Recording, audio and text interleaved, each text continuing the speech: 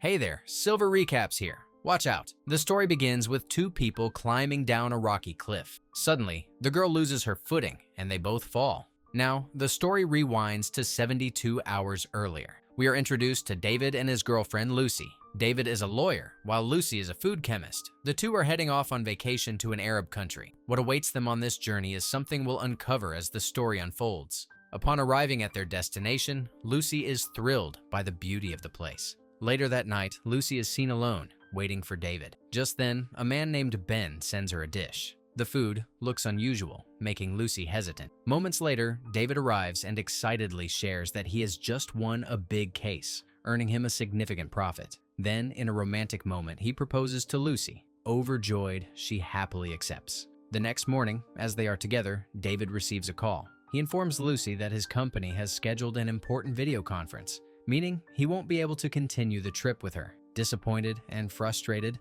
Lucie decides to go on the trip alone. She walks to her car, but suddenly notices Ben again. She keeps looking at him, intrigued. Eventually, she approaches him and strikes up a conversation. Ben tells her that he's going on a trekking expedition to a famous location and then asks, "Would you like to come with me?" Lucie hesitates and declines, heading back to her car. She sits there, lost in thought. Meanwhile, we see Ben noticing Lucie sitting inside her car. He casually walks up to her and says, "Why don't you drive for a while? Once we've covered about 10 miles, wake me up. I'll be taking a nap." After traveling a long distance, they finally arrive at the place Ben had been talking about. Lucie is awestruck by the breathtaking view. She had never traveled alone like this before. The towering heights seemed to touch the sky, and from there, she could see the entire landscape stretching endlessly below. As the evening sets in, Ben prepares for the night. Curious, Lucie asks, "What do you do for a living?" Ben casually replies, "Nothing, just enjoying life." The two engage in deep conversations, sharing their thoughts and experiences.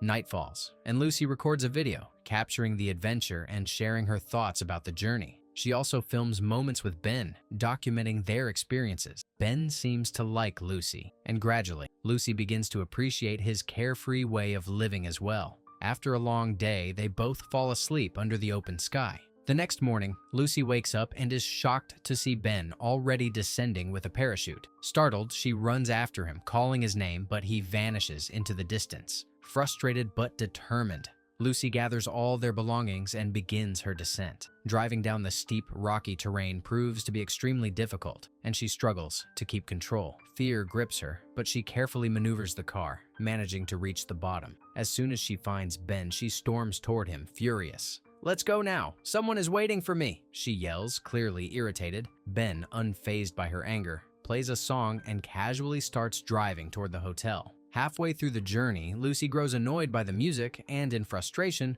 grabs the cassette and throws it out of the window. Ben watches in shock. Anger flashes across his face as he stops the car, steps out, and walks back to retrieve his cassette. Once he returns, he silently starts the car again, but as they drive further, the vehicle suddenly gets stuck in the rough terrain. Hearing this, Lucie starts panicking. Ben tries his best to free the car, but nothing works. Their water supply is running low, and all around them there's nothing but endless sand and scorching wind. Ben turns to Lucie and explains, "We're stuck in the middle of the desert. The nearest road is 30 miles away. We should wait until nightfall and travel when the winds are cooler. We'll get there faster." But Lucie, stubborn and impatient, refuses to listen. Ignoring Ben's advice, she sets off on her own. As she walks further, the heat becomes unbearable, and her water supply runs low. Exhaustion starts setting in, and her strength begins to fade. Meanwhile, David is seen anxiously waiting for Lucie. A car returns, the same one Lucie had left in, but she isn't inside. David rushes to the driver, demanding answers.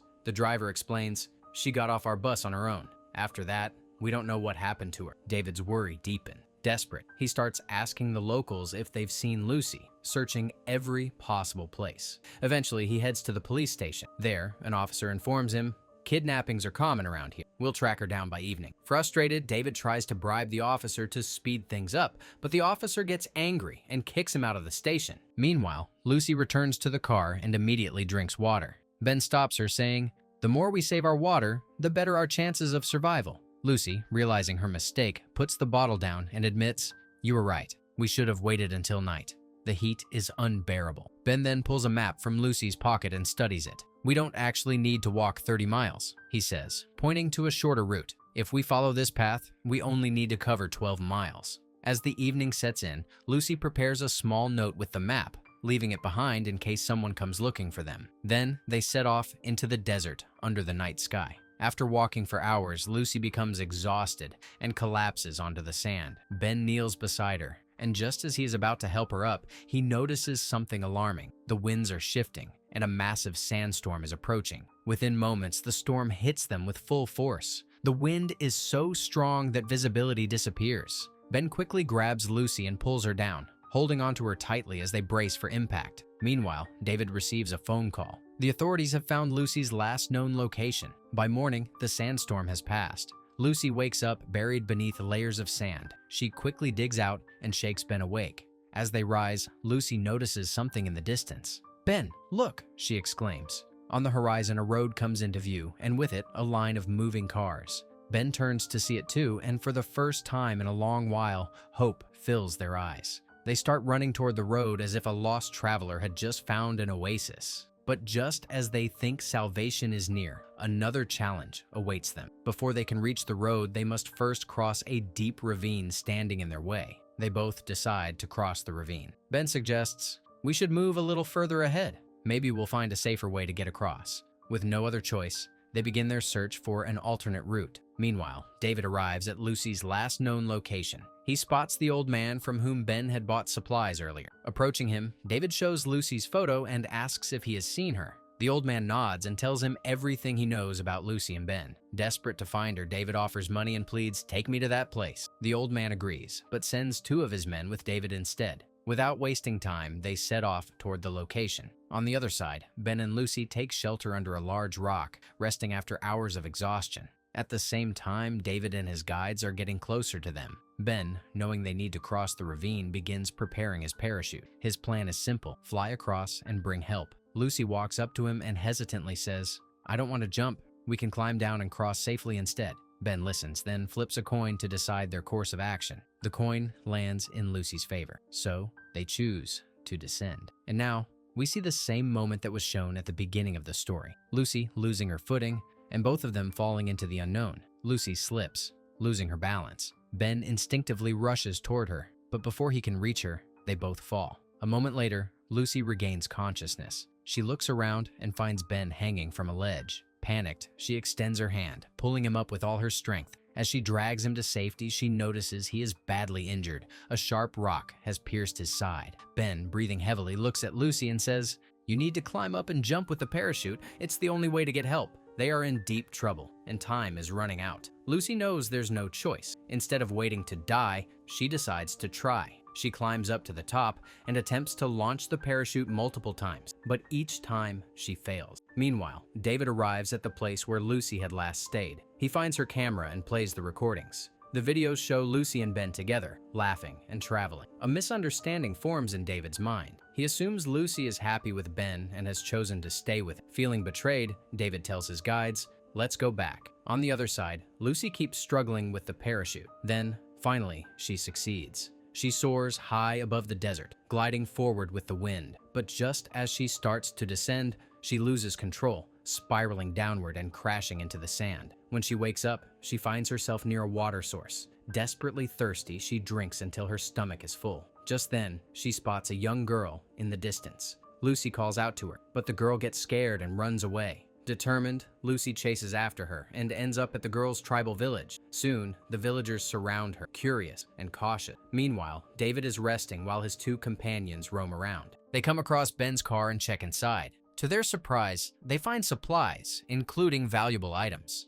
Greed takes over, and they start discussing how they can make money off what they found. Back in the village, Lucie convinces the locals to help her rescue Ben. With their assistance, she returns to the cliff and finds Ben still clinging to life. The villagers carefully lift him and tend to his wounds. When Ben wakes up, he sees his injuries have been treated. A fresh bandage covers his side. Looking at Lucie, he smiles. At that moment, something changes between them. They realize they have fallen for each other. They spend the evening together, grateful for a second chance at life. By morning, a village woman brings them food and gently takes Lucie's hand, praising her for her courage. As they prepare to leave, the 2 greedy men who had been with David arrive at their last known location. They spot Lucie and Ben walking toward the road. Without hesitation, they pull up their car beside them and offer them a ride. Lucie and Ben, unaware of their intentions, get into the vehicle. One of the men casually asks Ben, "Where did you leave your car?" Ben senses something suspicious in his tone, but before he can question him, the man quickly changes the subject. "If you want, we can drop you off near your car,"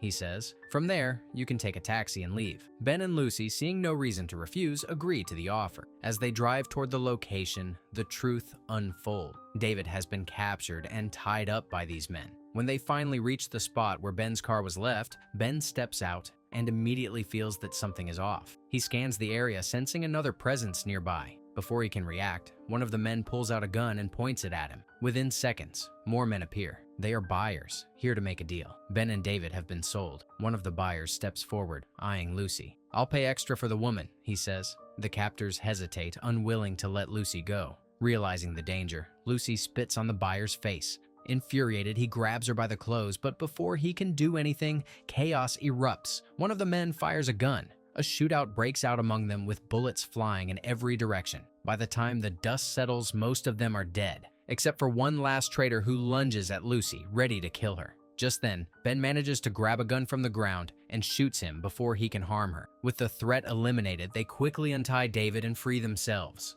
Ben turns to the others and orders, "Let the air out of the car tires. That way, it'll be easier to pull the vehicle out." As they prepare to leave, Ben makes a confession. "I always knew the right path," he admits. "I just took the wrong route on purpose. I wanted to spend more time with Lucie." Lucie looks at him, realizing the truth behind everything. With that, they finally set off, escaping the nightmare they had been trapped in. And with that, this story comes to an end.